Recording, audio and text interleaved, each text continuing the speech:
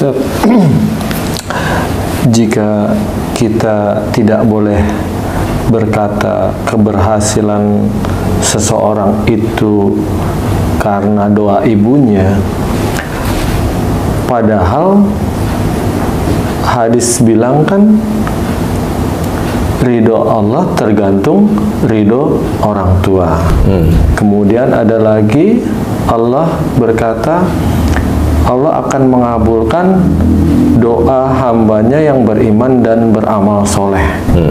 Jika si ibu ini memenuhi hal itu, terus dia ridho dan mendoakan anaknya, apakah itu bukan juga dari doa ibunya, Ustaz? Sekarang saya tambahi satu ayat.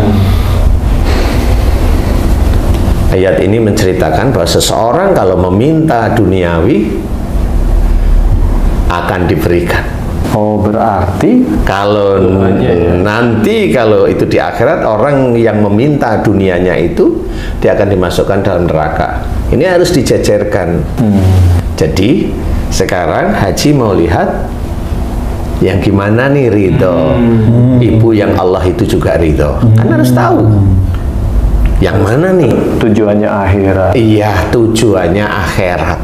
Jadi bukan tujuannya itu kaya, sukses dan bukan. Makanya harus ada pasangan yang lain. Jangan satu hadis ini, satu momennya ayat ini. Tidak bisa, harus ada pasangan yang lain sehingga itu klop nantinya.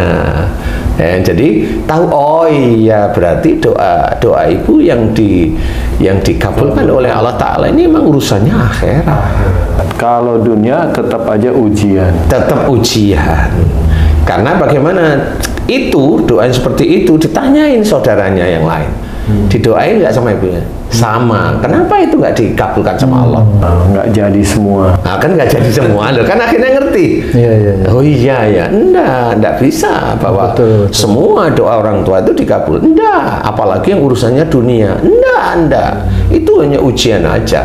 Karena mamanya dulu orang ini miskin, capek miskin, capek miskin dia didengerin sama Allah Ta'ala. Nah, Allah tidak melihat dia merintih-rintihnya doa, tapi Allah aja kasih aja, walaupun dia itu sholat, kasih aja. Nah, bagaimana dengan Allah kasih dia mamanya? Dimuliakan nggak ibunya? Setelah dia muliakan ibunya, mamanya diberi harta, pokoknya dimuliakan secara duniawi. Tapi dia sendiri sombong, ujub, riya dan sebagainya itu kan ujian yang dulu dia itu bosen melarat sebenarnya. Dia ngomong saya bosen melarat, kan seperti itu. Kemudian apa? Dia ngeluarin uang untuk sedekah agak sulit, ngasih sih, tapi dengan hartanya yang ratusan miliar itu nggak sebanding gitu loh. Dia bangun rumah, dia hitung beneran sampai kontraktornya itu pusing karena keinginan dia.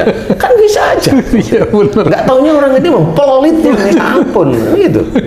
Ya, itu ketahuan. Jadi kontraktornya sampai nggak bikin efisiensi. Kan gitu. Jadi yang mana nih yang berhasil kan gitu. Jadi memang benar, makanya jangan melihat kesuksesan orang itu dari dunianya. Makanya kalau nanti ridho Allah tergantung ridho orang tua itu, ya saya paham itu. Tetapi yang mana kan gitu. Makanya kita ambil sampel, jangan yang titik berhasilnya anaknya, coba anak yang lain. Berarti Ustadz, kalau seorang orang tua atau seorang ibu atau seorang bapak mendoakan anaknya dunia, secara nggak langsung orang tuanya atau ibunya ini memberikan ujian pada anaknya. Betul. bener maupun enak pun itu akan menjadi ujian. Yang tidak enak menjadi ujian. Yang enak bilang sukses, mamanya jadi ujian, ibunya bilang apa? Itu dari doaku loh kan. Akhirnya kufur, akhirnya menjadi kafir kan gitu. Si anak sama, ini doa ibuku, no kan. Akhirnya ujiannya dia nggak lulus diuji seperti itu. Nah, ujian itu yang enak. Yang nggak enak gimana?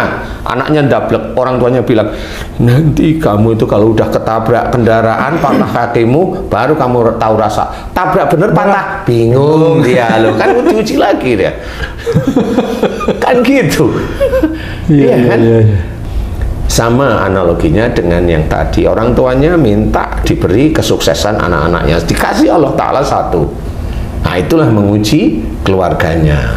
Bagaimana saudara yang lain iri nggak dengan saudara yang satu? Betul. Iri nggak dengan ibunya? Kan kayak gitu-gitu. Cerita yang nanti akan dibawa di akhirat itu kan seperti itu ceritanya. Jadi tidak bisa seperti itu hanya Allah Ta'ala. Jadi kita harus memahami bahwa apa saja nikmat itu datangnya dari Allah. Ya, ma syabaka min hasanatin fa min Allah, wa ma syabaka min sayyi'atin fa min nafsik. Apa saja musibah yang kau terima itu disebabkan dari buah tanganmu sendiri, berarti itu dosa-dosa kita. Jadi kita harus paham seperti itu. Ya. Lalu kalau orang salah nggak mau tahu, ada orang yang korupsi malah dada-dada merasa dia tidak korupsi. Itu kalau ditanya ibunya dia bilang doanya gimana itu marah kan ibunya ya. Iya. Ya nggak tahu juga kan gitu. Dulu saya doain berhasil, sekarang dia kok korupsi, doanya gimana? Doanya gimana Bu? Kan bingung ya. Itu bisa kalau ibunya nggak kuat tentang imannya yang ngamuk dia. Merah mukanya pasti ya. Padahal itu pertanyaan ringan loh itu. Dulu dia banggain anaknya yang berhasil, setelah masuk penjara diem dia. Nah, makanya tidak boleh membanggakan nasab-nasabnya, itu nggak boleh, itu termasuk fasik. Fasik itu termasuk kafir. Kita sebagai orang tua harus paham juga cara atau mendoakan anak tuh harus seperti apa ya. Iya. Jadi kalau mendoakan anak itu sebenarnya ringan kok. Ya Allah, jadikan anak saya soleh atau solehah, cukup. Oh, itu udah akhirat tuh ya. Lah ya gimana coba? Soleh itu mencakup semua perbuatan yang dianjurkan oleh Allah, yang dicontohkan oleh Rasulullah, yang kita harus mencontoh, mengerjakan. Dan niatnya kemana? Innamal a'malu binniyat. Niatkan karena Allah Ta'ala semua perbuatan itu. Jadi semua yang dikerjakan anak-anak kita yang dianggap oleh Allah Ta'ala soleh itu tahu dia. Nah kalau dia sudah menjadi insya Allah soleh di hadapan Allah, kan Allah nanti yang mengatur rezekinya. Jika semua orang paham tentang doa menjadikan anak yang soleh ataupun solehah, tentunya nggak ada masalah. Tapi biasanya di masyarakat belum puas kalau berdoanya itu dunia.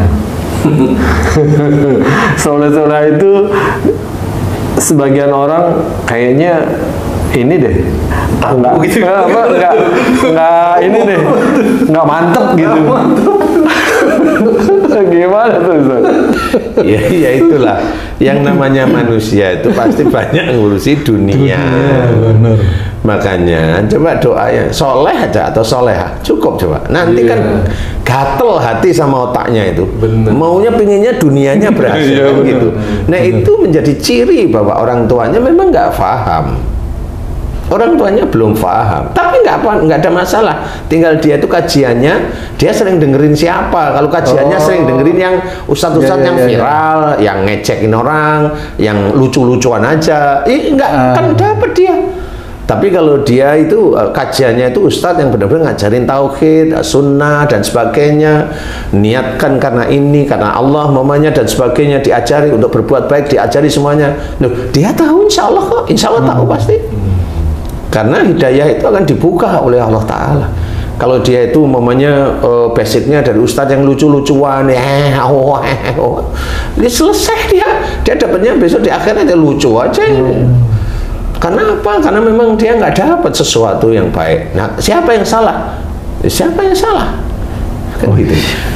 Hatinya dia, pikiran dia yang memilih sebenarnya. Kenapa dulu itu kalau dia itu mendengarkan ustadz yang kajiannya tauhid beneran, dia selalu nggak enak ini. Loh kan begitu. Cari yang santai-santai, loh kan begitu ya akhirnya.